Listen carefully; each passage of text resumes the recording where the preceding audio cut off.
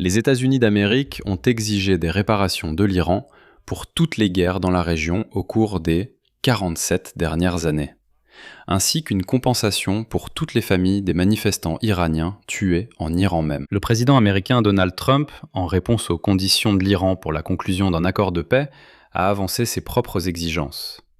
Téhéran doit verser des compensations pour les personnes tuées lors des guerres, des attaques et pendant les manifestations.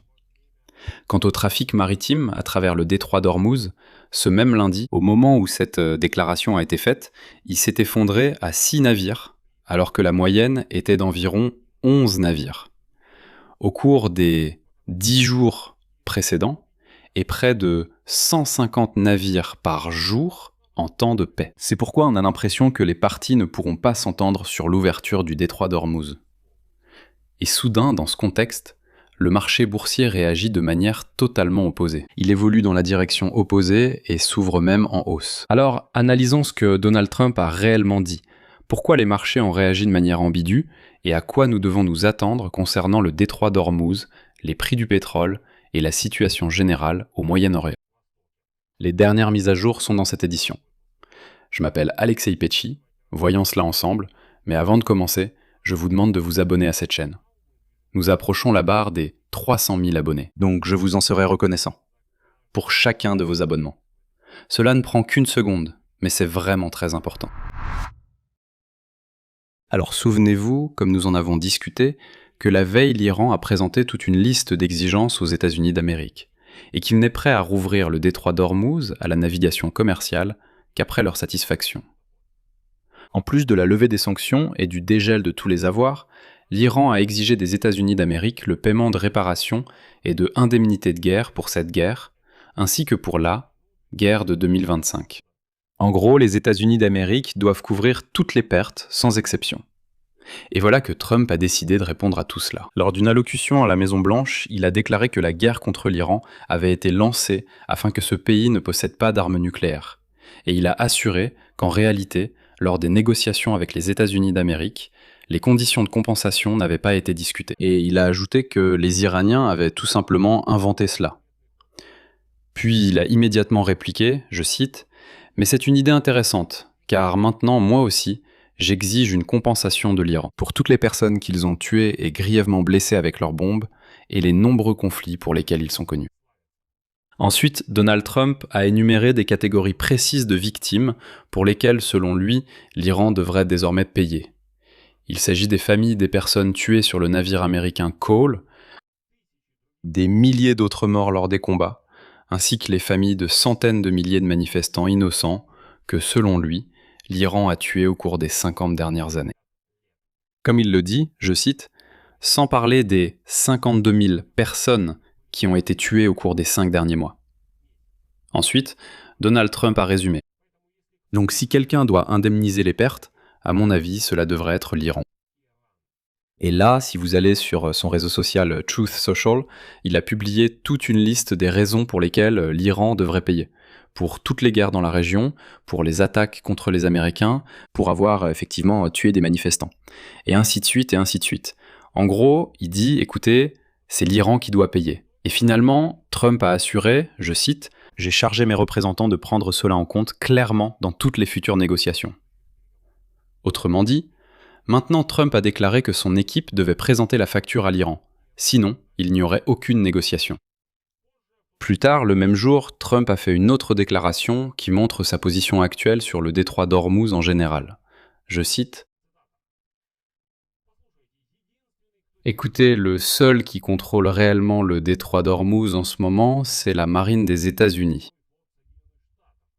Et nous avons complètement déminé tout le détroit. » Autrement dit, Trump affirme publiquement que le contrôle effectif de cette voie navigable stratégique est déjà passé à la flotte américaine. Et qu'il aurait soi-disant déjà déminé tout le détroit d'Ormuz, que l'accord soit signé avec Téhéran ou non. Alors qu'en réalité, ce n'est pas du tout le cas. Et le détroit d'Ormuz n'est clairement pas sous le contrôle des États-Unis d'Amérique. Et c'est justement le contexte de ces déclarations qui est extrêmement important. Les exigences iraniennes, auxquelles répond actuellement Donald Trump, correspondaient principalement aux conditions de l'accord de paix préliminaire signé en juin dernier. Cet accord même qui a ensuite été rompu par la reprise des hostilités. Je rappelle encore une fois que, la veille, l'un des représentants du régime iranien a déclaré explicitement que nous posons des exigences et même un ultimatum aux États-Unis d'Amérique. Et là, cela signifie ne pas menacer l'Iran, ne pas menacer les forces proxy de l'Iran, payer des compensations, des réparations, des indemnités, lever les sanctions, débloquer les avoirs, etc. Et voilà comment beaucoup perçoivent cela. L'Iran essaie maintenant de revenir à la base de négociations d'il y a 2 mois, en exigeant des compensations et la levée des sanctions. Et Trump, en réponse, présente une facture en retour, qui semble incomparablement plus élevée. Une compensation non pas pour des mois, mais pour un demi-siècle de guerre. Voilà. Et le fait est que Trump a quand même été dupé. Parce que oui, on peut dire avec émotion que l'Iran n'a pas tort. L'Iran n'a vraiment pas tort. Je souligne, pour que personne ne se trompe. L'Iran, le régime actuel à Téhéran, est clairement une entité terroriste qui finance toutes les forces supplétives dans la région, lesquelles déstabilisent cette région. L'Iran est le pays qui a abattu le Boeing ukrainien. C'est le pays qui aide la Russie à faire la guerre contre l'Ukraine. Donc, je n'ai aucune illusion concernant l'Iran. Il ne faut pas penser que je soutiens l'Iran. En aucun cas. Non. Mais, vous savez, quand on se demande qui Pitchy soutient. Voilà. Quand vous posez la question de savoir qui il soutient, cela signifie que j'ai parfaitement fait mon travail. Donc, revenons au sujet. Et Trump a été dupé. Parce que dans le mémorandum d'entente que Donald Trump a signé avec l'Iran le 17 juin, il y avait réellement un point, je vous rappelle, selon lequel les États-Unis et leurs alliés s'engagent à créer un fonds d'investissement de 300 milliards de dollars pour la reconstruction de l'Iran. Vous vous souvenez? C'est précisément ce que l'Iran appelle une compensation pour les pertes subies pendant la guerre. Et Trump avait accepté cette condition à l'époque. C'est pourquoi l'Iran rappelle maintenant qu'il y avait cette condition, donc vous devez compenser.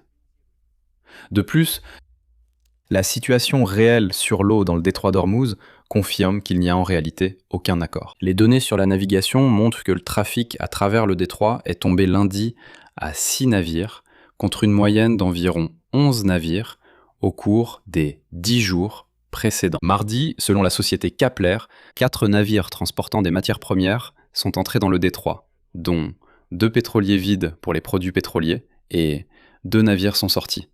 Un petit pétrolier transportant du gaz liquéfié et un autre navire avec du fioul résiduel. Pour comparer l'ampleur de l'effondrement, avant la guerre, 130 à 140 navires traversaient généralement le détroit chaque jour.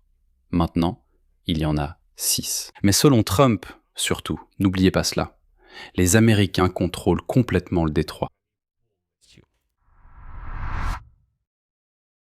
Et c'est là qu'une situation intéressante se développe. Parce que, malgré ce contexte apparemment sans équivoque et inquiétant, les marchés financiers réagissent de manière contrastée. Lundi, juste après que Trump ait avancé une demande de compensation en réponse, les contrats à terme sur le pétrole ont bondi de plus de 5%. Et les experts ont immédiatement déclaré qu'ils ne s'attendaient pas à ce que le prix du pétrole tombe en dessous de 80 $ le baril dans un avenir proche, sauf surprise. À moins qu'un accord ne soit annoncé de façon inattendue, ce qui conduirait à l'ouverture du détroit d'Ormuz, puisque l'équilibre sur le marché pétrolier devient de plus en plus tendu. L'or, en revanche, a baissé mardi plus tôt dans la séance, après avoir atteint un sommet de plus de 2 mois. La hausse des prix du pétrole et les craintes que l'inflation et les taux d'intérêt aux États-Unis puissent rester élevés en raison de la hausse des prix du pétrole ont finalement poussé les investisseurs à quitter l'actif refuge, c'est-à-dire l'or. Mais ce qui est révélateur, c'est que malgré tout ce contexte, Wall Street, au contraire, a ouvert en hausse mardi matin suite aux informations selon lesquelles les États-Unis et l'Iran seraient tout de même proches de parvenir à un accord. Malgré toute cette rhétorique, capable de mettre fin à un conflit qui dure déjà depuis 6 mois. Mais en réalité, la hausse a été modeste, puisque l'indice Dow Jones a gagné 13 points, soit 0,13% au début de la séance, et le Nasdaq a progressé de 20 points, soit 0,24%. Et le S&P 500 s'est renforcé d'1 point, soit 0,1%. Ce n'est évidemment pas la même hausse soutenue que les marchés ont montré en juin, lorsque, après le premier accord préliminaire, les indices ont grimpé jusqu'à 2% en une seule séance. Donc les investisseurs croient en la possibilité d'un accord, mais y croient déjà beaucoup plus prudemment qu'il y a quelques mois. Quel est le résultat ? D'un côté, Donald Trump, avec sa demande de compensation pour un demi-siècle de conflit, augmente en fait tellement les enjeux des négociations que la probabilité d'un accord rapide avec l'Iran diminue. Eh bien, il est difficile d'imaginer que Téhéran accepte de telles conditions. Il est tout aussi difficile d'imaginer que les États-Unis acceptent de verser des réparations à l'Iran. C'est pourquoi, lorsque de telles conditions réciproques sont posées, eh bien il semble qu'aucun accord ne soit prévu dans un avenir proche. Pendant ce temps, la navigation à travers le détroit d'Ormuz est pratiquement paralysée. 6 navires au lieu de la centaine et demie habituelle en 24 heures. D'un autre côté, Donald Trump lui-même déclare en parallèle que le détroit est déjà pratiquement sous le contrôle de la flotte américaine et même déminé. En pratique, il agit donc comme si la question était déjà réglée par la voie militaire, indépendamment de la décision des députés. Et c'est ici qu'apparaît le détail le plus important, auquel je vous invite tout particulièrement à prêter attention. L'ancien secrétaire d'État américain Mike Pompeo a clairement souligné aujourd'hui que l'Iran est prêt à aller vers une escalade du conflit avec l'Amérique afin d'influencer les résultats des élections au Congrès.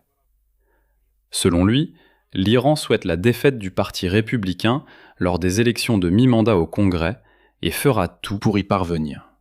Voici la citation. Mike Pompeo. Ils comprennent parfaitement que les élections approchent et ils veulent vraiment que le président Trump les perde. Nous n'avons jamais eu de président qui ait autant frappé leur armée. Aucun président précédent, ni républicain ni démocrate, n'était prêt à cela, c'est pourquoi ils veulent voir quelqu'un d'autre gagner ces élections.